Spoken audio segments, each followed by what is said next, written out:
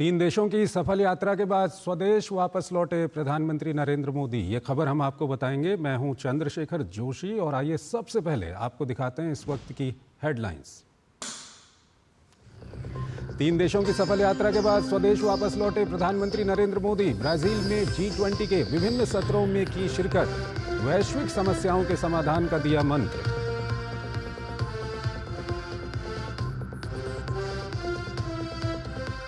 महाराष्ट्र झारखंड सत्ता संग्राम के लिए कल नतीजों की बारी। राजनीतिक दलों ने ठोके अपने अपने जीत के दावे।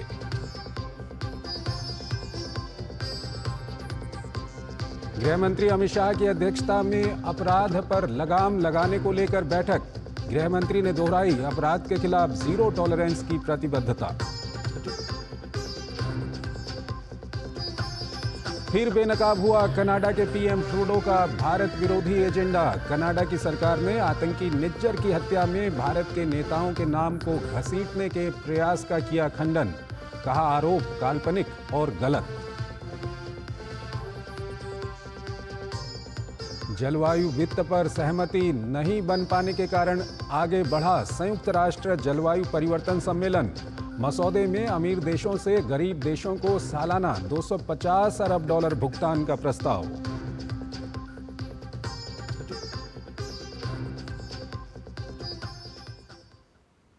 और आइए अब खबरों को विस्तार से देखते हैं। प्रधानमंत्री नरेंद्र मोदी नाइजीरिया, ब्राजील और गयाना की अपनी तीन देशों की सफल यात्रा के बाद स्वदेश लौट आए हैं।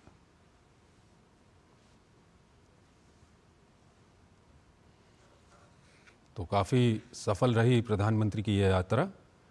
उन्होंने नाइजीरिया की यात्रा की, उसके बाद ब्राज़ील में G20 सम्मेलन में हिस्सा लिया और उसके बाद गयाना प्रधानमंत्री गए। वहाँ पर भारत कैरिकॉम शिखर सम्मेलन में प्रधानमंत्री ने हिस्सा लिया। अगली खबर की ओर आपको लिए चलते हैं। महाराष्ट्र चुनाव नतीजों में अब 12 घंटे से भी कम समय बचा है। नतीजे आने से पहले से ही महाराष्ट्र में महायुति और महाविकास अघाड़ी ने अपनी अपनी सरकार बनने का दावा किया है। इस बीच महाविकास अघाड़ी में सरकार के नेतृत्व को लेकर तकरार शुरू हो गई है। झारखंड विधानसभा चुनाव के बाद अब परिणामों की बारी है, जिसकी सारी तैयारियां पूरी हो गई हैं। सभी 24 जिला मुख्यालयों में मतगणना केंद्र बनाए गए हैं, जहां सुरक्षा के त्रिस्तरीय इंतजाम के बीच मतगणना होगी। राज्य के मुख्य निर्वाचन पदाधिकारी के रवि कुमार ने कहा कि सबसे पहले 8 बजे पोस्टल बैलेट और फिर ईवीएम के मतों की गिनती शुरू की जाएगी। मतगणना क्षेत्रवार होगी। संख्या के लिहाज से तोरपा में सबसे कम 17 राउंड और चतरा में सबसे अधिक 27 राउंड की मतगणना होगी। मतगणना केंद्रों में फिलहाल कड़ा पहरा है और सीसीटीवी से केंद्रों की निगरानी की जा रही है। साथ ही पर्याप्त संख्या में जवानों को तैनात किया गया है। 8 बजे आपका पोस्टल बैलेट का काउंटिंग शुरू होगी। 8:30 बजे ईवीएम का काउंटिंग शुरू होगी। फर्स्ट राउंड का रिजल्ट आने के लिए लगभग 1 मिनट 1 घंटा का समय लगेगी। कल जो तैयारी है उसके लिए सबसे ज्यादा इम्पोर्टेंट है हमारा एक्सेस कंट्रोल का। एक्सेस कंट्रोल के लिए ब्रीफिंग की जा रही है कि किनकी एंट्री है और कहां तक एंट्री है। इधर चुनाव नतीजों को लेकर प्रत्याशियों के दिल की धड़कनें बढ़ी हुई हैं। वहीं राजनीतिक दलों की जीत के अपने अपने दावे हैं। जी लीजिए जितना जीना है, जितनी मर्जी जीना है ख्वाबों की दुनिया में, सपनों की दुनिया में, क्योंकि जो सच्चाई आपको दिखेगी ना 23 तारीख के दोपहर और शाम तक, वो बहुत रूड आपको शॉक लगने वाला है। कि हमारे 24 जिलों में 11 जिलों में भाजपा और उसके गठबंधन का खाता तक नहीं खुला। महाराष्ट्र विधानसभा चुनाव की मतगणना के लिए सभी तैयारियां पूरी कर ली गई हैं। इस बीच विभिन्न दलों के जीत के अपने अपने दावे हैं। महायुति की सरकार जरूर महाराष्ट्र में बनेगी और जो वादे हमने किए हैं वो वादे पूरा करने का काम हमारी सरकार करेगी। महाराष्ट्र में हमारे विश्वास है कि महाविकास आघाड़ी की सरकार बन रहे। कोई फॉर्मूला अभी तक तैयार नहीं किया है। हमें पूरा विश्वास है कि हमें बहुमत प्राप्त होने जा रहा है। 160-165 तक हम विधायक हमारे चुनकर आएंगे। जम्मू कश्मीर और हरियाणा में जिस तरह जनता ने कांग्रेस को नकारा है, हराया है, उसी तरह झारखंड में, महाराष्ट्र में भी कांग्रेस नेतृत्व का गठबंधन का सुफड़ा साफ होगा। दावे और प्रति दावे के बीच अब सबकी निगाहें तो 23 नवंबर को होने वाली मतगणना पर लगी हुई है कि जनता किसके सर पर जीत का ताज रखती है। ब्यूरो इनपुट के साथ रांची से दिवाकर कुमार की रिपोर्ट, डीडी न्यूज। झारखंड के पूर्व मुख्यमंत्री बाबूलाल मरांडी ने कहा है कि झारखंड में बीजेपी की ही सरकार बनेगी। डीडी न्यूज संवाददाता राजेश राज ने की बाबूलाल मरांडी से खास बातचीत। झारखंड के प्रथम मुख्यमंत्री पूर्व मुख्यमंत्री बाबूलाल मरांडी हैं इस मुद्दे पर बातचीत करने के लिए। मरांडी साहब, कई चैनलों ने दिखाया कि बीजेपी की सरकार बन रही है और कई चैनलों ने कहा कि जेएमएम सरकार है। आप कितना आश्वस्त हैं पार्टी की सफलता को लेकर? जो चुनाव परिणाम होगा वो भारतीय जनता पार्टी और एनडीए के पक्ष में होगा और हमने तो कहा है कि 51+ सीटें भारतीय जनता पार्टी और एनडीए गठबंधन को मिलेगी। और उसका भी मैंने आधार कहा कि पिछले लोकसभा चुनाव में एनडीए गठबंधन ने 51 सीटों पर बढ़त बनाई थी। तो हम सब लोग ये पूरी काम कर रहे थे, तो हम लोगों ने कहा था 51 सीट की लीड तो हमें बरकरार रखना है और फिर अतिरिक्त सीटें हमें उस पर जोड़ना। तो कुल मिलाकर के मैं कह सकता हूं अब तो चुनाव परिणाम आना ही कुछ घंटों के बाद शुरू हो जाएगी। तो निश्चित रूप से जो हम सब लोग जिस लक्ष्य को लेकर के काम कर रहे थे उसकी हम सब लोग कल निश्चित रूप से पूरा करेंगे। सर, कहा जाता है कि जो सत्ता की चाबी है वो कोल्हान और संथाल परगना है। कोल्हान के इलाके में पिछली बार भारतीय जनता पार्टी की सीटों की संख्या जो थी वो नगण्य हो गई थी। मुख्यमंत्री रघुवर दास जो तत्कालीन मुख्यमंत्री थे वो स्वयं चुनाव हार गए। इस बार कोल्हान को लेकर बाबूलाल मरांडी को कितनी उम्मीदें हैं?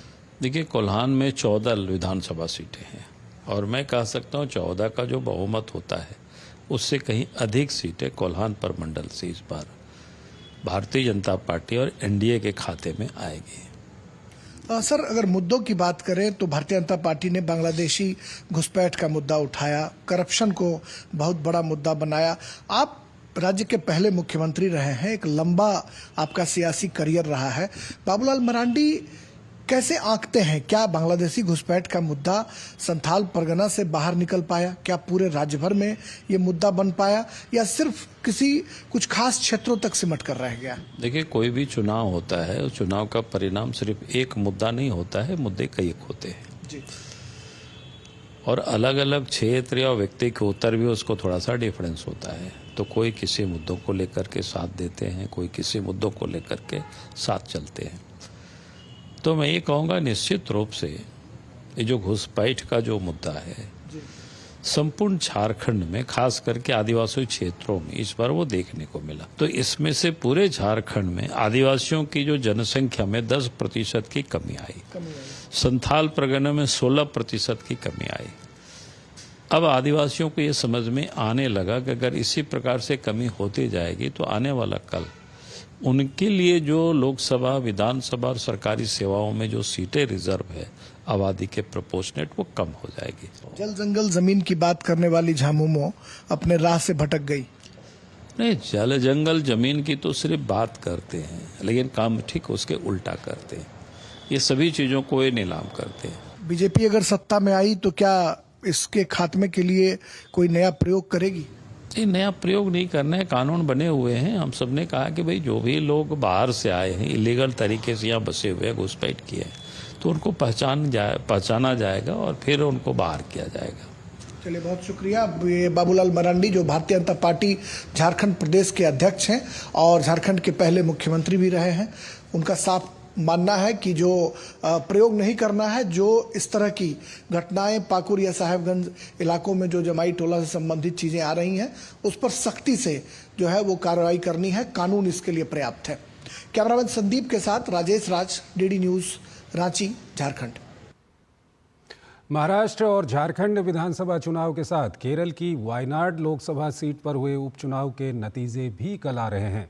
राहुल गांधी के रायबरेली सीट रखने के निर्णय के बाद इस सीट पर उपचुनाव हुआ है, जहां से प्रियंका गांधी वाड्रा के खिलाफ बीजेपी से नव्या हरिदास ने चुनाव लड़ा है। नव्या हरिदास ने कहा कि वायनाड के मतदाता एक ऐसा नेता चाहते हैं जो उनकी समस्याओं का समाधान करे, लेकिन पिछले 5 वर्षों से नहीं अब तक राहुल गांधी ने ऐसा किया और नहीं प्रियंका गांधी ऐसा करेंगी। हमारे साथ बात करने के लिए मौजूद हैं नव्या हरिदास जी। मैम, दूरदर्शन पर आपका बहुत बहुत स्वागत है। या thank you so much. Priyanka Gandhi ने कहा था लड़की हूं, लड़ सकती हूं, और पहला जब उन्होंने दाव आजमाया तो वायनाड के लिए, और मुकाबला भी एक लड़की से नव्या के रूप में। कितना बड़ा मुकाबला और कैसे देख रही हैं इसको? From my point of view, it's like Priyanka Gandhi is familiar, very familiar throughout India, throughout the world maybe. But when we consider into the politics, when we enter into the politics, we could see that it's her first election, and for me, it's my 4th election. And for the past 10 years, I have been working with the people, with the community, with the society, intervention with the people, with the common people and the public. So I have more experience than Priyanka Gandhi. That's what I believe, and that gave me the confidence of fighting against her. जिस तरह से लगातार नव्या हरिदास वायनाड की जनता के साथ काम कर रही हैं और वायनाड की जनता से इस तरह के वादों के साथ नाव्या हैं कि अगर वो जीतती हैं तो उस वायनाड के विकास में वो कंधे से कंधे मिलाकर आगे बढ़ेंगी। केरल के वायनाड से कैमरामैन सौरभ शुक्ला के साथ Amarendra Gupta, DD news. Bharatiya Janata party के अध्यक्ष जेपी नड्डा ने मणिपुर के मामले में राष्ट्रपति द्रौपदी मुर्मू से हस्तक्षेप का अनुरोध करने और केंद्र पर संकट को दूर करने में नाकाम रहने का आरोप लगाने को लेकर मल्लिकार्जुन खड़गे पर शुक्रवार को पलटवार किया। उन्होंने कहा कि कांग्रेस की मणिपुर में स्थिति को सनसनीखेज बनाने की बार बार कोशिश हो रही है। मणिपुर में हाल ही में हुई हिंसा को लेकर केंद्र सरकार जहां हालात को सामान्य बनाने की कोशिश में लगी है, वहीं विपक्ष इस मामले में सियासत से बाज नहीं आ रहा है। मणिपुर को लेकर कांग्रेस अध्यक्ष मल्लिकार्जुन खड़गे के राष्ट्रपति को लिखे पत्र के आरोपों और कांग्रेस नेता पी चिदंबरम के बयान पर भाजपा हमलावर है। बीजेपी अध्यक्ष जेपी नड्डा ने खड़गे को पत्र लिखकर तमाम आरोपों का करारा जवाब दिया है। खड़गे के खत का सिलसिलेवार ढंग से जवाब देते हुए नड्डा ने लिखा, चौंकाने वाली बात यह है कि मणिपुर में स्थिति को सनसनीखेज बनाने के लिए कांग्रेस पार्टी द्वारा बार बार प्रयास किए जा रहे हैं। ऐसा लगता है कि आप भूल गए हैं कि न केवल आपकी सरकार ने भारत में विदेशी उग्रवादियों के अवैध प्रवास को वैध बनाया, बल्कि तत्कालीन गृह मंत्री पी चिदंबरम ने उनके साथ संधियों पर हस्ताक्षर किए थे। इसके अलावा गिरफ्तारी से बचने के लिए अपने देश से भागने वाले इन ज्ञात उग्रवादी नेताओं को उनके अस्थिर करने के प्रयासों को जारी रखने के लिए पूरे दिल से समर्थन और प्रोत्साहन दिया गया। नड्डा ने खड़गे को कहा कि लगता है कि आपकी पार्टी 90 के दशक में और यूपीए सरकार के समय किए गए गलत फैसलों को भूल रही है। मैं आपकी पार्टी को याद दिलाना चाहता हूं कि जब कांग्रेस सत्ता में थी तो मणिपुर में स्थानीय मुद्दों से निपटने में उसकी घोर विफलता रही, जिसका असर आज भी मणिपुर में महसूस किया जा रहा है। वहीं जेपी नड्डा ने अपने पत्र में कहा, मैं आपको याद दिलाना चाहता हूं कि कांग्रेस के शासन में मणिपुर ने इतिहास के सबसे खूनी दौर में से एक देखा है। 90 के दशक के काले दौर के अलावा जब बड़े पैमाने पर हिंसा के कारण हजारों लोग मारे गए और लाखों लोग विस्थापित हुए, अकेले 2011 में मणिपुर ने 120 दिनों से अधिक समय तक पूर्ण नाकेबंदी देखी। इससे पहले कांग्रेस अध्यक्ष खड़गे ने मणिपुर मामले में राष्ट्रपति द्रौपदी मुर्मू से हस्तक्षेप की मांग की थी और संकट को कम करने में केंद्र पर पूरी तरह विफल होने का आरोप लगाया था। वहीं मणिपुर में मंत्रियों और विधायकों के आवास पर हुए हमले की सीएम एन बीरेन्द्र सिंह ने कड़ी निंदा की। I already condemn कि those who are genuinely agitating against the killings of the innocent people, they are genuine. Their movement, their agitation, we support because everybody has right to democratically agitate. Manipur में विपक्ष कुछ भी कह रहा हो, लेकिन मोदी सरकार ने सत्ता में आने के बाद से जिस तरह पूर्वोत्तर के विकास के लिए प्रतिबद्धता जताई है, उससे पूर्वोत्तर राज्यों में उल्लेखनीय प्रगति और विकास से समझा जा सकता है। मोदी सरकार में पूर्वोत्तर का चहुमुखी विकास जारी है। पूर्वोत्तर अब विवादों से मुक्त होकर आकांक्षाओं का क्षेत्र बन रहा है। क्षेत्र में हिंसक घटनाओं में कमी आई है, वहीं क्षेत्र में बढ़ी आर्थिक गतिविधियों से पलायन में कमी आई है। कुल मिलाकर सियासी दलों को इस मामले में एक सुर से राज्य में शांति प्रयासों में मदद करनी चाहिए, लेकिन जिस तरह से सियासी बयानबाजी हो रही है वो इन कोशिशों की राह में रोड़ा प्रतीत हो रही है। Bureau report, DD news. केंद्रीय गृह मंत्री अमित शाह ने आज दिल्ली पुलिस के साथ बैठक कर कानून व्यवस्था की समीक्षा की। बैठक में गृह सचिव, डायरेक्टर आईबी, दिल्ली पुलिस आयुक्त सहित अन्य वरिष्ठ अधिकारी उपस्थित रहे। बैठक में अधिकारियों को संबोधित करते हुए अमित शाह ने कहा कि अपराध के विरुद्ध हमारी जीरो टॉलरेंस की नीति है, इसलिए दिल्ली की कानून व्यवस्था में किसी भी प्रकार की कोताही स्वीकार्य नहीं है। हर एक दिल्लीवासी खुद को पूर्णतः सुरक्षित महसूस करे, ये हर दिल्ली पुलिसकर्मी की व्यक्तिगत जवाबदेही है। शाह ने कहा कि अधिकारी नागरिक सुरक्षा से संबंधित महत्वपूर्ण क्षेत्रों में विशेष कार्य योजना बनाकर अभियान चलाएं। लोगों के मन में दिल्ली पुलिस को देखकर सुरक्षा का भाव और अपराधियों में भय का भाव उत्पन्न हो। बच्चों, दिल्ली पुलिस की प्राथमिकता में महिलाओं और वरिष्ठ नागरिकों की सुरक्षा प्राथमिकता में होनी चाहिए। अमेरिका के जस्टिस डिपार्टमेंट और सिक्योरिटीज एक्सचेंज कमीशन ने भ्रष्टाचार के गंभीर आरोप पर उद्योगपति गौतम अडानी और उनके भतीजे सागर अडानी समेत अडानी ग्रुप के कुछ अधिकारियों पर आरोप लगाए हैं। लेकिन इस मसले पर भारत में घमासान कांग्रेस और बीजेपी के बीच हो रहा है। कांग्रेस ने जहां गौतम अडानी के बहाने बीजेपी पर निशाना साधा है, वहीं बीजेपी पलटवार करते हुए उल्टे कांग्रेस और विपक्षी दलों को ही इस विवाद में लपेटने की कोशिश कर रही है।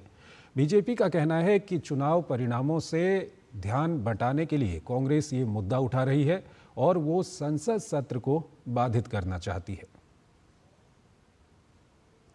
कुछ विदेशी ताकतों के हाथ में देश में बैठे लोग उनके पपेट बनते हैं और पार्लियामेंट सेशन शुरू होने से पहले कि कोई ना कोई विदेशी रिपोर्ट जो निराधार होती है उसका हवाला लेकर पार्लियामेंट सेशन को भी हाईजैक करते हैं और देश में भी आर्थिक अव्यवस्था फैलाने का पूरा प्रयास करते हैं।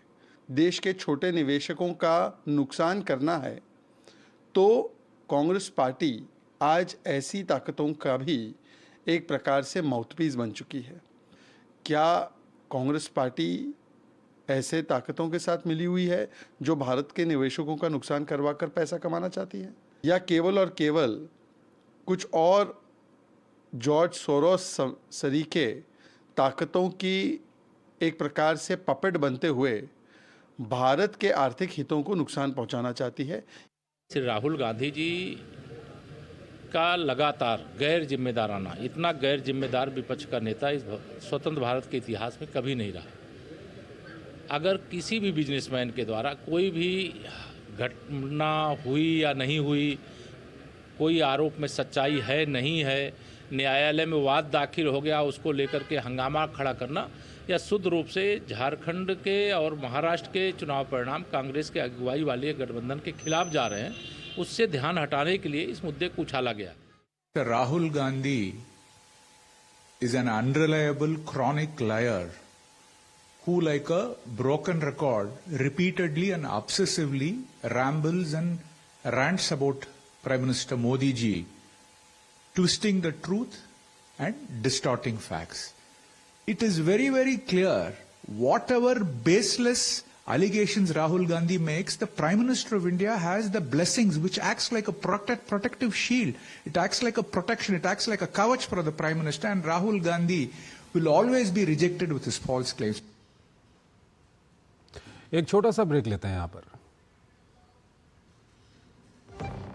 गोल्डी मसाले के 100 ग्राम के स्पेशल पैक्स में फ्रेशनेस लॉक है। ऐसे गोल्डी मसाले जहां जाएं रिश्ते बनाएं। मुथूट फाइनेंस गोल्ड ओवरड्राफ्ट, ब्याज सिर्फ उतने ही दिन का भरिए जितने दिन पैसे इस्तेमाल कीजिए। आज ही कॉल कीजिए 1-800-313-1212। स्वागत है आपका ब्रेक के बाद। राष्ट्रपति द्रौपदी मुर्मू ने नई दिल्ली में ओडिशा पर्व का उद्घाटन किया। इस अवसर पर केंद्रीय शिक्षा मंत्री धर्मेंद्र प्रधान और ओडिशा के मुख्यमंत्री मोहन चरण मांझी उपस्थित रहे। समारोह को संबोधित करते हुए राष्ट्रपति ने ओडिशा वासियों के योगदान का जिक्र किया, साथ ही सभी को ओडिशा पर्व की शुभकामनाएं दी। 22 से 24 नवंबर तक चलने वाले इस उत्सव में ओडिशा की संस्कृति से जुड़े पारंपरिक खानपान, वेशभूषा और नृत्य के दर्शन होंगे।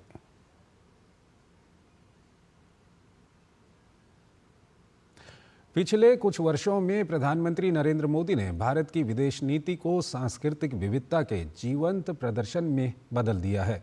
प्रत्येक अंतर्राष्ट्रीय यात्रा के साथ वो न केवल भारत के कूटनीतिक एजेंडे को लेकर जाते हैं, बल्कि इसकी समृद्ध विरासत को भी अपने साथ लेकर जाते हैं, जिसमें इसकी परंपराओं, भाषाओं, कला और आध्यात्मिकता का प्रदर्शन होता है।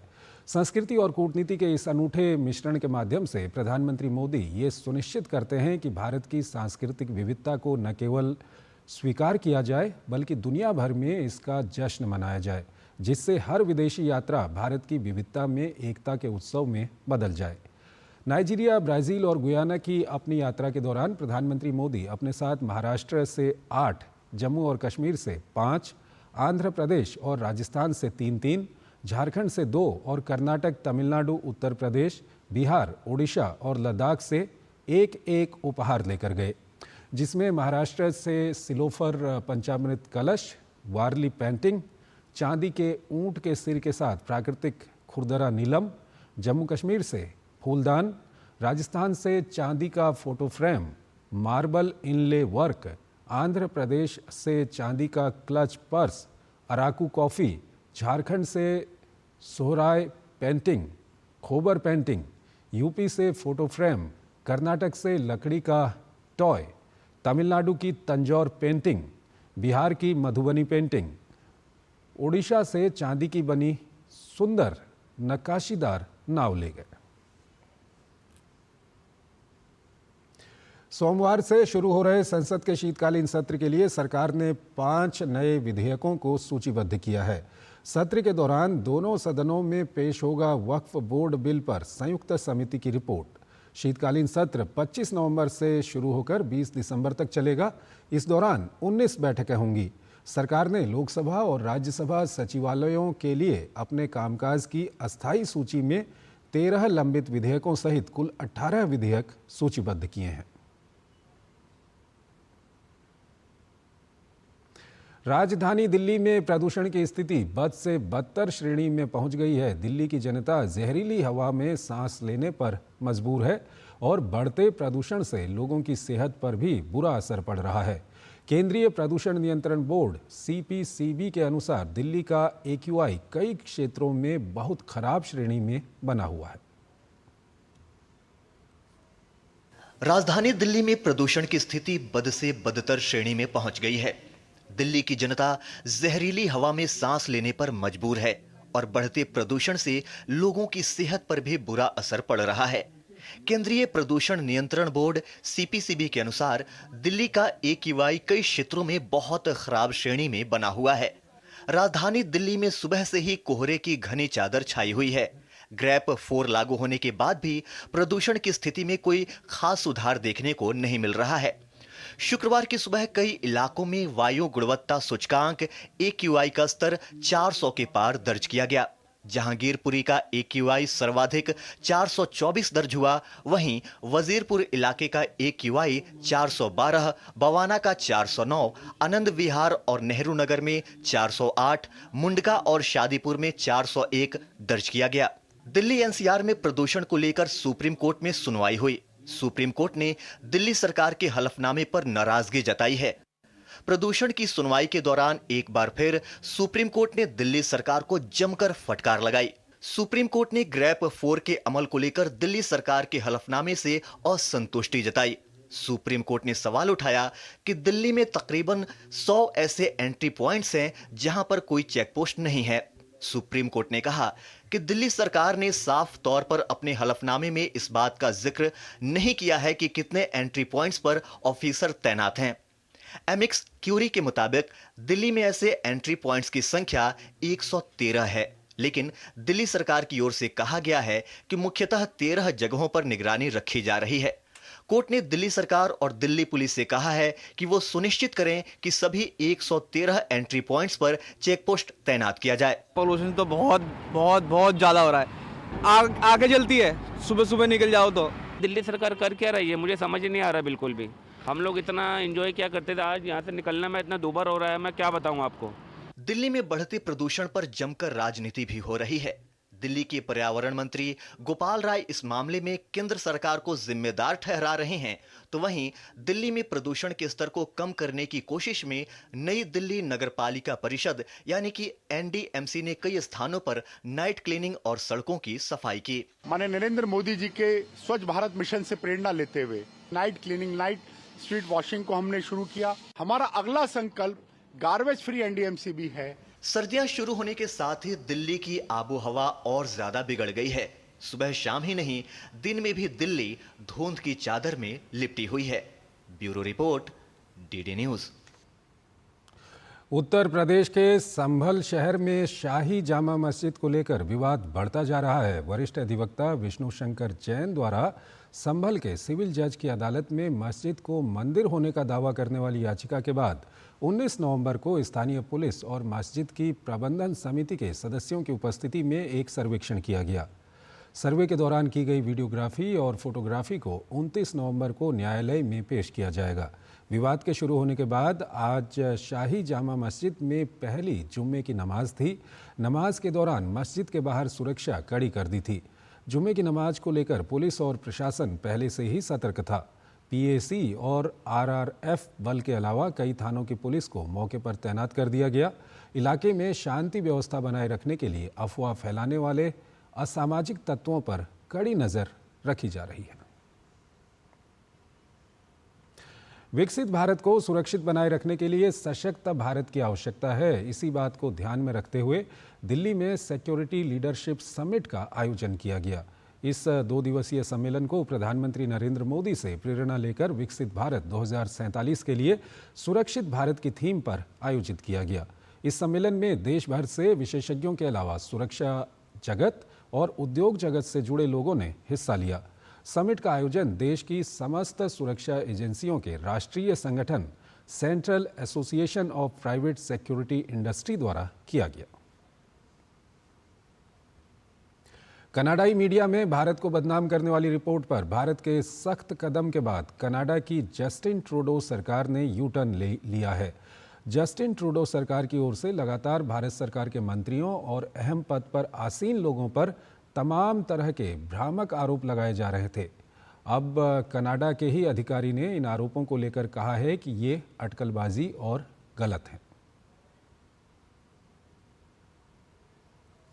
कनाडा की भारत के खिलाफ अनर्गल बयानबाजी के बाद भारत की कड़ी फटकार और कूटनीति के चलते झूठ की पोल खुल गई है। खुद कनाडा सरकार ने एक बयान जारी कर खालिस्तानी आतंकवादी हरदीप सिंह निज्जर की हत्या को लेकर भारत पर लगे आरोपों को निराधार बताया है। कनाडा का यह यू टर्न भारत की कड़ी फटकार के बाद सामने आया है। इससे पहले वहां की मीडिया ने एक बार फिर भारत के खिलाफ जहर उगला है और इस बार शीर्ष नेताओं को निशाना बनाया है। हालांकि भारत ने इस पर जोरदार पलटवार किया है। दबाव बढ़ा तो कनाडा ने यू टर्न लेते हुए खालिस्तानी आतंकी निज्जर हत्या मामले में भारत के शीर्ष नेताओं के नाम घसीटने पर सफाई दी है। ट्रूडो के प्रीवी काउंसिल के डिप्टी क्लर्क और राष्ट्रीय सुरक्षा सलाहकार नथाली जे ड्रोइन की तरफ से एक बयान जारी किया गया है। उन्होंने कहा कि 14 अक्टूबर को सार्वजनिक सुरक्षा पर खतरे को देखते हुए रॉयल कैनेडियन माउंटेड पुलिस और अधिकारियों ने भारत पर कनाडा में आपराधिक गतिविधियों के सार्वजनिक आरोप लगाए थे। कनाडा के पास भारत के नेताओं को कनाडा के भीतर आपराधिक गतिविधियों से जोड़ने के कोई सबूत नहीं है। उन्होंने कहा कि ये बयान काल्पनिक और गलत हैं। भारत कनाडा विवाद की शुरुआत वर्ष 2023 में उस वक्त हुई जब खालिस्तानी आतंकी हरदीप सिंह निज्जर की कनाडा में 18 जून को गोली मारकर हत्या कर दी गई। भारत द्वारा आतंकवादी घोषित हरदीप सिंह निज्जर खालिस्तान टाइगर फोर्स का प्रमुख था। हरदीप सिंह निज्जर की हत्या मामले में कनाडा ने भारत की संलिप्तता का दावा किया था। कनाडा के प्रधानमंत्री जस्टिन ट्रूडो ने 18 सितंबर 2023 को कनाडा की संसद में आरोप लगाया कि भारत सरकार के एजेंटों ने ही हरदीप सिंह निज्जर की हत्या की है। हालांकि भारत ने कनाडा के सभी आरोपों को बेबुनियाद बताया था। गौरतलब है कि 1 साल से चल रहे इस विवाद में कनाडा ने अभी तक भारत को एक भी सबूत उपलब्ध नहीं कराए हैं। Bureau report, DD news. Digital streaming sector में एक महत्वपूर्ण कदम उठाते हुए भारत के लोक प्रसारक प्रसार भारती ने अपना नया OTT प्लेटफॉर्म वेब्स लॉन्च किया है। इसे देश भर के दर्शकों को ध्यान में रखकर डिज़ाइन किया गया है। वेब्स को फैमिली एंटरटेनमेंट की नई लहर के तौर पर प्रचारित किया जा रहा है। इसे हिंदी, अंग्रेजी सहित 12 अलग अलग भाषाओं में उपलब्ध कराया जा रहा है। क्या कुछ खास है इस OTT प्लेटफॉर्म में और दर्शकों को ये कैसे मनोरंजित करेगा? आइए ये खास रिपोर्ट दिखाते हैं आपको।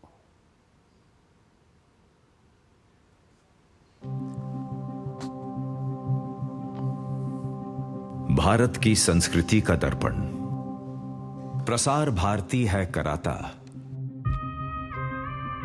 भारत के हर रूप का दर्शन। भारत का लोक प्रसारक प्रसार भारती का अपना OTT प्लेटफॉर्म वेव्स लाइव हो चुका है। इफी 2024 में प्रेस वार्ता के दौरान प्रसार भारती के चेयरमैन नवनीत कुमार सहगल, प्रसार भारती के CEO गौरव द्विवेदी, निर्माता निर्देशक शिव सागर, संदीप सिंह और अभिनेत्री गौहर खान ने इसे दर्शकों के लिए एक नई शुरुआत करार दिया। नहीं, देखिए, हमारा जो USP अल्टीमेट सेलिंग पॉइंट है हमारा, वो वही है साफ सुथरा पारिवारिक मनोरंजन। हम मनोरंजन की उस भीड़ में नहीं रहना चाहते जिस भीड़ में जो आज समाज के साथ वो भीड़ जो हो रहा है। तो हम तो सामान्य साफ सुथरा पारिवारिक मनोरंजन देंगे, इसीलिए हम सबसे अलग हैं। वेव्स ऐप एंड्रॉयड और iOS पर उपलब्ध है और वेव्स फैमिली एंटरटेनमेंट की नई लहर के रूप में दर्शकों का ध्यान खींच रहा है। आज की तारीख में हमारे पास तकरीबन 40 से 50 हज़ार घंटे का कंटेंट है जो ऑलरेडी डिजिटाइज्ड है, और जो बचा हुआ आइडेंटिफाइड और इन्वेंटरीड कंटेंट है उसके डिजिटाइजेशन का काम हमारे यहाँ पे लगातार चल रहा है। और इनको हमारी आर्काइव्स की जो वेबसाइट है यूट्यूब वगैरह के ऊपर में उनके लो रेज वर्जन्स तो हमने ऑलरेडी अवेलेबल कराए हैं, लोग उनको देख सकते हैं। और उसमें से कुछ चुनिंदा कंटेंट ऐसा है तकरीबन 2 से 2.5 हज़ार घंटे का, जिसको हम लोग ऑलरेडी ला करके वेव्स पर भी प्रस्तुत करती हैं। इस प्लेटफॉर्म का उद्देश्य मनोरंजन के विभिन्न विकल्प प्रदान करना है, जिसमें लाइव चैनल और ऑन डिमांड कंटेंट शामिल है। इस मौके पर फौजी 2.0 की स्टारकास्ट भी मौजूद थी, जो दूरदर्शन के नए अंदाज की झलक पेश करती है। The legacy of Shah Rukh Khan, Fauji, has a new life now. Fauji 2 has been released on DD National Monday to Thursday, 9 p.m. And it's a great, opportunity for us to be getting showcased on DD National and Waves. The stories of Fauji 2 are very relatable. It's the stories of the lives of people who represent and protect India. जो कहानियाँ हमें पता भी नहीं चलती हैं, जो हमारे बॉर्डर्स पे हमारी सुरक्षा कर रहे हैं, उनकी ज़िंदगियों में और उनकी फैमिलीज़ में क्या होता है, उनके साथ क्या दिक्कतें आती है, क्या अच्छाइयाँ होती है, वो सारे खुशी, गम, struggles and actual lives of these people are being showcased. ये OTT प्लेटफॉर्म 12 से ज़्यादा भाषाओं में सामग्री पेश कर रहा है।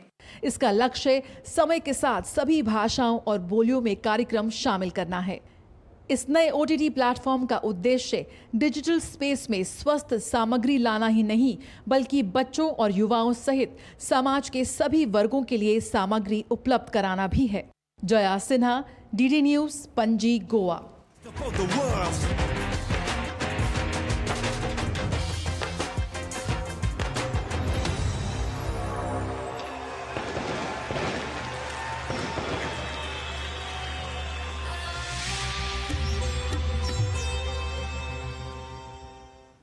देश के प्रतिष्ठित सार्वजनिक प्रसारक दूरदर्शन ने डिजिटल स्ट्रीमिंग सेवाओं की बढ़ती मांग को पूरा करने के लिए OTT प्लेटफॉर्म के क्षेत्र में कदम रखा है।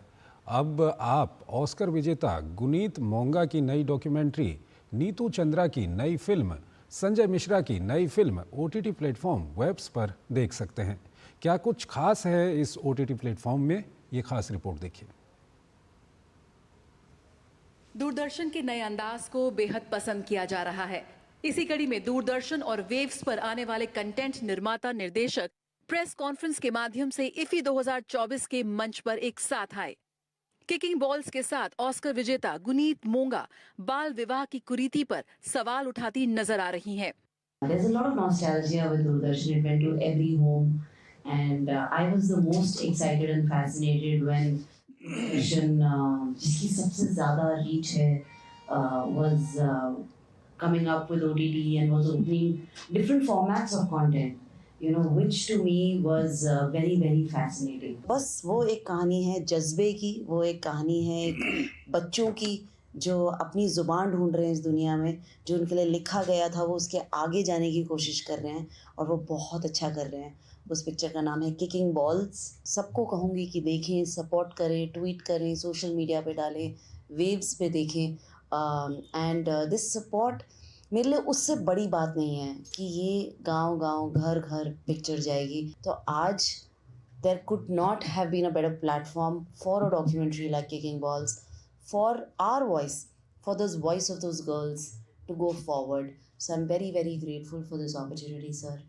इस मौके पर उपस्थित प्रसार भारती के सीईओ गौरव द्विवेदी ने कहा कि देश के कोने-कोने से भारत की अनसुनी कहानियां अब नजर आएंगी OTT प्लेटफॉर्म वेव्स पर। By trying to provide something for every section of the audience, whether they are young boys and girls, whether they are older people who want to maybe relive some of the legacy of the past, people who are looking at new forms and new styles of storytelling and content making. Even the areas, even in terms of geographies, even in terms of languages, as the public service broadcaster, Prasar Bharati has always been committed to reaching the audiences in their language, telling their stories. And the digital medium allows us to now take these stories beyond the local areas, globally, so that even people who speak a particular language or who hail from a particular area, who have now for any reason moved out of their home territory, can still access this content and feel connected continuously to their roots. अभिनेत्री और निर्माता Neetu Chandra waves के माध्यम से बिहार की अनसुनी कहानियां दर्शकों तक ला रही हैं। Doordarshan is a feeling and we have been feeling it since childhood. जैसे गुनीत ने कहा, बिल्कुल, और इसमें कोई भी दो मत नहीं है कि दूरदर्शन में ही हम बड़े हुए हैं। हमारा देश गांव का देश है, दूरदर्शन उससे कनेक्टेड है। इससे बड़ी बात नहीं हो सकती है कि वेव्स जो दूरदर्शन का, प्रसार भारती का OTT है, उस सबसे जुड़ेगा।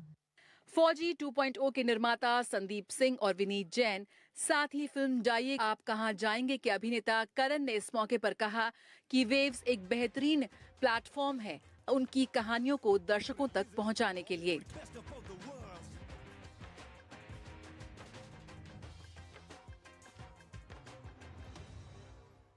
लोक प्रसारक का OTT प्लेटफॉर्म वेव्स और दूरदर्शन का नया अवतार ला रहा है एंटरटेनमेंट की नई लहर हर उम्र के और हर वर्ग के लोगों के लिए। तो अगर आप देखना चाहते हैं दुनिया के शीर्ष निर्माता, निर्देशक और कलाकारों की नई वेब सीरीज और फिल्में, तो तुरंत डाउनलोड कीजिए OTT platform waves. Camera person Ajit के साथ जया सिन्हा, DD न्यूज, पणजी, गोवा। प्रधानमंत्री नरेंद्र मोदी ने भारतीय सूचना सेवा के पूर्व वरिष्ठ अधिकारी, DD न्यूज़ के पूर्व DG और भारत के पूर्व राष्ट्रपति डॉक्टर APJ अब्दुल कलाम के प्रेस सचिव SM खान के निधन पर हार्दिक दुख व्यक्त किया और उनके परिवार के प्रति संवेदना जताई है।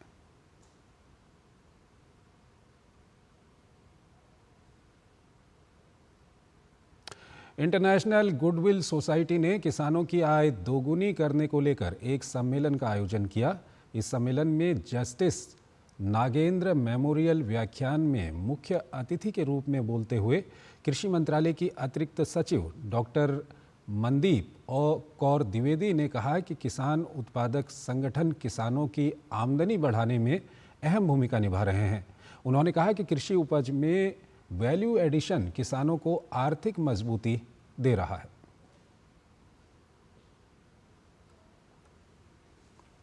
डबलिंग फार्मर इनकम में हर किसी का रोल है।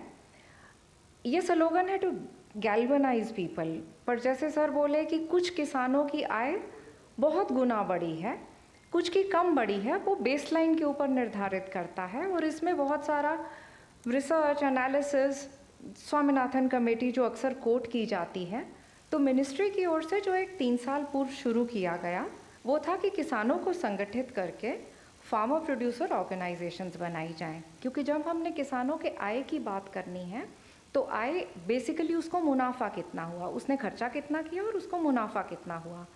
तो सर्वप्रथम तो इस पे फोकस इसलिए किया गया कि किसान की जो अपनी लागत है कृषि की वो कम हो जाए। तीर्थराज प्रयाग में महाकुंभ की तैयारी जोरों शोरों पर चल रही है। मेला प्राधिकरण द्वारा संगम की रेती पर बसने वाले मेले को 4000 हेक्टेयर में बसाया गया है।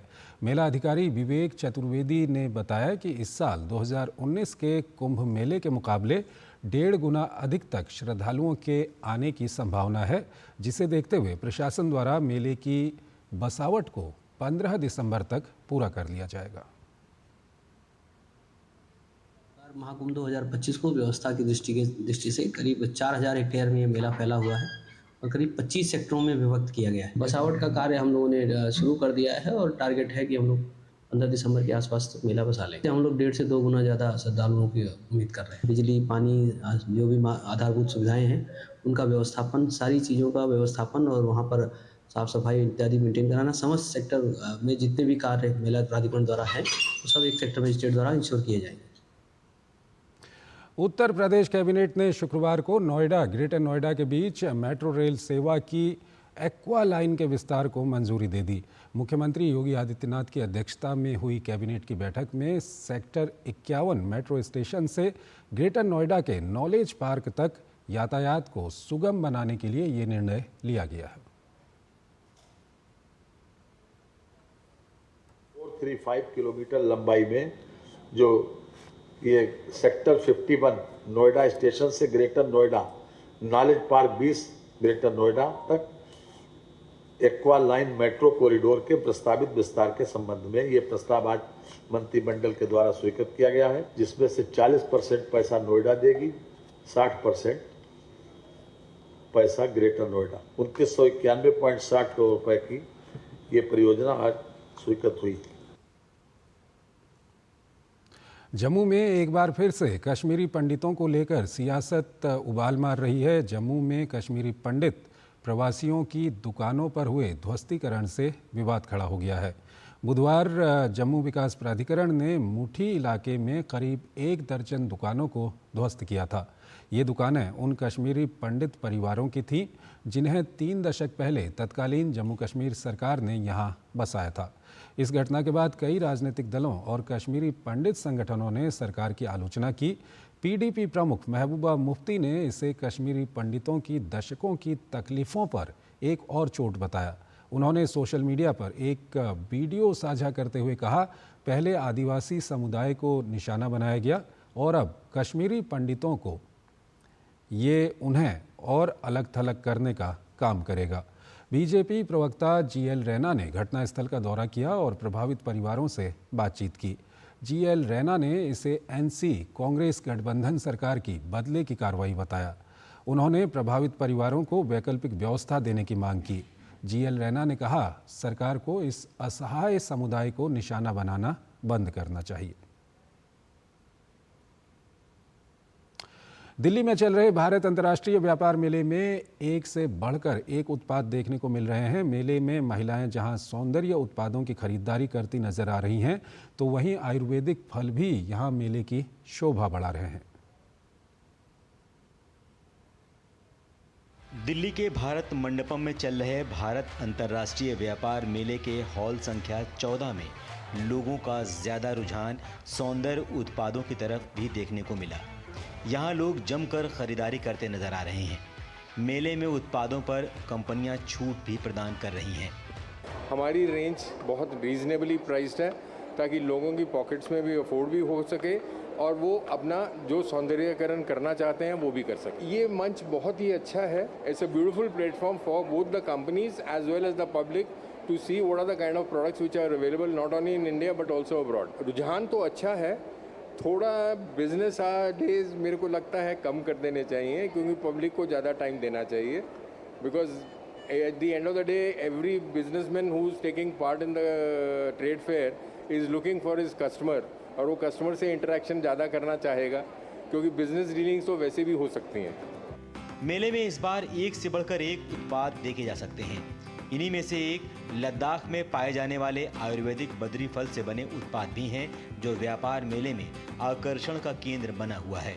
इस बार हम लोग लद्दाख में पाया जाने वाला ये आयुर्वेदिक फल है, जिसे बद्री फल के नाम से भी जाना जाता है, इसको हम लोग लेकर के आए हैं, जिसका हज़ारों सालों से ही इस्तेमाल इंसान के शरीर को प्रोटेक्ट करने के लिए और स्वास्थ्य उसका बेहतर बनाने के लिए किया जाता रहा है। और इसका कारण ये है कि इसके अंदर पाए जाने वाले न्यूट्रिएंट्स इसको एक बहुत बड़ी एंटीऑक्सीडेंट वैल्यू प्रोवाइड करते हैं। जैसा कि हम सब जानते हैं कि हम अच्छे फलों का इस्तेमाल अपने शरीर के एंटीऑक्सीडेंट्स को बढ़ाने के लिए करते हैं।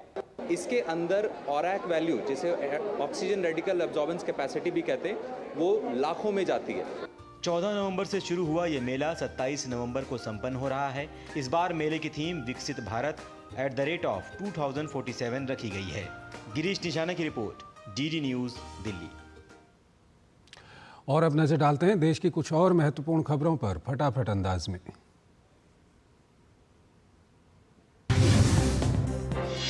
11वीं आसियान रक्षा मंत्रियों की बैठक ADMM प्लस के आखिरी दिन भी भारत की ओर से रक्षा मंत्री राजनाथ सिंह इस सम्मेलन में शामिल हुए। लाओ पीडीआर में चल रही इस बैठक में रक्षा मंत्री ने जापान और फिलीपींस के रक्षा मंत्रियों के साथ द्विपक्षीय वार्ता की।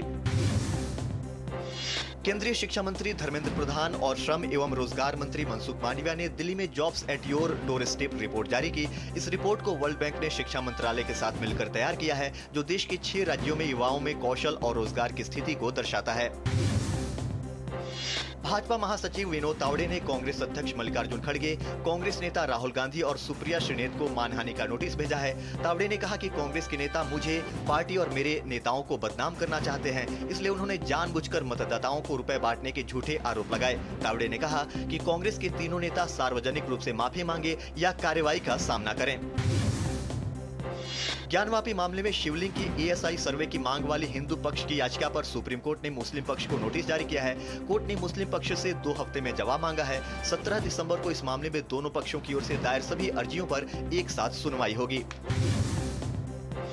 बेंगलुरु में भारतीय जनता पार्टी ने किसानों की जमीन से जुड़े वक्फ मुद्दे पर कर्नाटक सरकार के खिलाफ विरोध प्रदर्शन किया। इससे पहले प्रदेश के मठों के हिंदू संतों और किसान समर्थक संगठनों के सदस्यों ने वक्फ हटाओ अन्नदाता बचाओ का विरोध मार्च निकाला था। जम्मू में कश्मीरी पंडित प्रवासियों की दुकानों पर ध्वस्तीकरण की कार्रवाई को लेकर विवाद खड़ा हो गया है। इस घटना को लेकर कई राजनीतिक दलों और कश्मीरी पंडित संगठनों ने सरकार की आलोचना की है। PDP प्रमुख महबूबा मुफ्ती ने इसे कश्मीरी पंडितों की दशकों की तकलीफों पर एक और चोट बताया है। छत्तीसगढ़ के दक्षिणी सुकमा में डिस्ट्रिक्ट रिजर्व गार्ड के जवानों के साथ मुठभेड़ में 10 नक्सली मारे गए हैं। मारे गए नक्सलियों के पास से भारी मात्रा में आधुनिक हथियार बरामद किए गए। मुख्यमंत्री विष्णुदेव साय ने सुरक्षा बलों की इस उपलब्धि पर प्रसन्नता व्यक्त करते हुए कहा कि उनकी सरकार नक्सलवाद के प्रति जीरो टॉलरेंस की नीति पर कार्य कर रही है। उत्तर प्रदेश की राजधानी लखनऊ के लोक भवन में आयोजित कार्यक्रम में सीएम योगी आदित्यनाथ ने 701 वन दरोगाओं को नियुक्ति पत्र वितरित किए। इस दौरान मुख्यमंत्री ने सभी को बधाई और शुभकामनाएं दी। इस मौके पर योगी ने कहा कि नव नियुक्त कर्मी प्रदेश के वन्य जीव और जैव विविधता के संरक्षण में सहायक होंगे। रूस और यूक्रेन के बीच युद्ध और भीषण होता जा रहा है। यूक्रेन द्वारा घातक पश्चिमी हथियारों के उपयोग के बाद रूस ने यूक्रेन पर हाइपरसोनिक मिसाइल से हमला कर दिया। इस बीच नेटो ने कहा है कि रूस के मध्यम दूरी की बैलिस्टिक मिसाइल के इस्तेमाल से संघर्ष का रुख नहीं बदलने वाला है। वहीं आसपास के देशों में युद्ध के भीषण होने के कारण चिंता बढ़ती जा रही है। कीव की लंबी दूरी की मिसाइलों से गहराती मार और घातक हथियारों से रूस के हमलों के बीच सिर्फ यूक्रेन ही नहीं बल्कि पूरे विश्व में बेचैनी पैदा हो गई है कि क्या इस जंग का रुख बदल गया है। क्या ये यूक्रेन की सीमा से निकलकर नेटो के दूसरे देशों को जलाने वाली है। दोनों तरफ की आक्रामकता और बयानबाजी से यही लगता है। गुरुवार को निप्रो शहर पर हुए मध्यम दूरी की बैलिस्टिक मिसाइल के हमले के बाद से हड़कंप मचा हुआ है। हमलों की आशंका के मद्देनजर यूक्रेन ने अपनी संसद को बंद कर दिया है। गुरुवार को संसद का सत्र बुलाया गया था, लेकिन संभावित सुरक्षा मुद्दों के कारण इसे रद्द कर दिया गया। रूस ने नई हाइपरसोनिक मिसाइल से हमले को अमेरिका और ब्रिटेन के लंबी दूरी के हथियारों के इस्तेमाल का जवाब बताया है। वहीं राष्ट्रपति जेलेंस्की ने कहा कि निप्रो शहर पर रूसी बैलिस्टिक मिसाइल से हमला बताता है कि वो इस युद्ध को और गंभीर करना चाहता है। हालांकि नेटो ने कहा रूस के मध्यम दूरी की बैलिस्टिक मिसाइल के इस्तेमाल से संघर्ष का रुख नहीं बदलने वाला है। यूक्रेन की ताजा स्थिति पर चर्चा के लिए नेटो प्रमुख मार्क रूटे राष्ट्रपति जो बाइडेन से मुलाकात कर सकते हैं। वहीं इस सैन्य गठबंधन ने मंगलवार को रूस के ताजा हमले पर चर्चा के लिए ब्रुसेल्स में आपातकालीन बैठक बुलाई है। ब्रिटेन, फ्रांस समेत दूसरे नेटो देशों ने यूक्रेन के साथ खड़े रहने की प्रतिबद्धता जताई है। उधर चीन ने रूस और यूक्रेन के बीच युद्ध में शामिल सभी पक्षों से शांत रहने और संयम बरतने की अपील की है। रूस और यूक्रेन ने पिछले कुछ समय से लंबी दूरी की घातक मिसाइलों का इस्तेमाल शुरू कर दिया है। यूक्रेन ने अमेरिका की मंजूरी मिलने के बाद ATACM का इस्तेमाल रूस के सैन्य ठिकानों पर किया था। इसके बाद ब्रिटेन से मिली स्टॉर्म शैडो मिसाइलें भी दागी गई हैं। रूस ने हाल ही में परमाणु हथियार के इस्तेमाल से जुड़े नियमों में बदलाव किया है। ये नियम रूस को गैर परमाणु हथियार वाले देशों के खिलाफ भी परमाणु हथियार के इस्तेमाल की अनुमति देते हैं। स्पेशल ओलंपिक भारत द्वारा आयोजित एशिया पैसिफिक बोचे और बॉलिंग प्रतियोगिता का समापन शानदार रंगारंग कार्यक्रम के साथ हुआ। इस मौके पर उत्तर प्रदेश के उप मुख्यमंत्री ब्रजेश पाठक, स्पेशल ओलंपिक भारत के अध्यक्ष मल्लिका नड्डा सहित अन्य गणमान्य व्यक्ति मौजूद रहे। कार्यक्रम के दौरान स्पेशल एथलीटों ने सांस्कृतिक प्रस्तुतियां पेश की, जिसने दर्शकों के बीच समा बांध दिया। खेलों में वैश्विक सौहार्द और समावेशिता की मिसाल पेश करने वाले इस टूर्नामेंट के समापन के मौके पर उत्तर प्रदेश के उप मुख्यमंत्री ब्रजेश पाठक ने खिलाड़ियों को जीत की बधाई देते हुए कार्यक्रम के सफल आयोजन को लेकर आयोजकों को बधाई दी।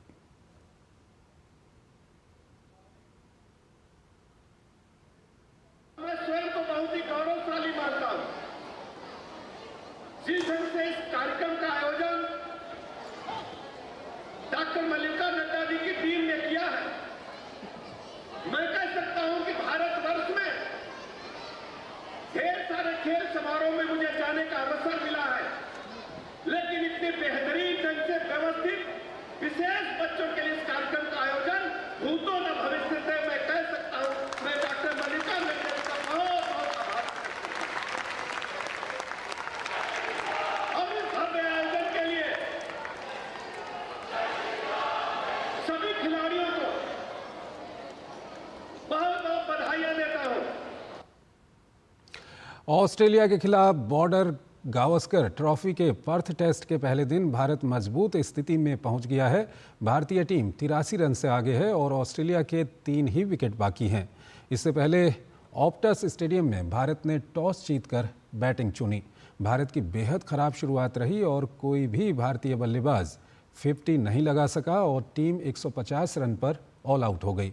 ऑस्ट्रेलिया के जोश हेजलवुड ने 4 विकेट लिए। टीम इंडिया ने गेंदबाजी से कमबैक किया और ऑस्ट्रेलिया के 7 विकेट 59 रन पर ही गिरा दिए। दिन का खेल खत्म होने तक टीम ने 67 रन बना लिए। एलेक्स कैरी 19 और मिशेल स्टार्क 6 रन बनाकर नॉट आउट लौटे। भारत से जसप्रीत बुमराह ने 4 और मोहम्मद सिराज ने 2 विकेट लिए। तो इस बुलेटिन में फिलहाल इतना ही। नमस्कार।